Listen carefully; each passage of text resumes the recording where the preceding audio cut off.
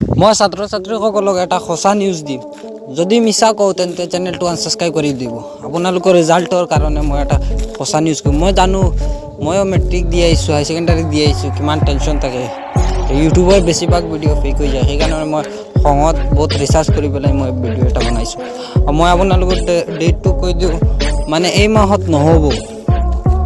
মেট্ৰিকৰ ৰিজাল্ট বা হাই ছেকেণ্ডাৰী ৰিজাল্টৰ তেওঁলোকে ভিডিঅ' বনাই আছে 15 তাৰিখ বা 29 তাৰিখ, এই মাহত নহ'ব নগৈ। আপোনালোকে মিছাকৈ আপোনালোকক ৱেইট কৰাই আছে সিহঁতে। জুনৰ 11 তাৰিখ বা 7 তাৰিখৰ ভিতৰত হ'ব।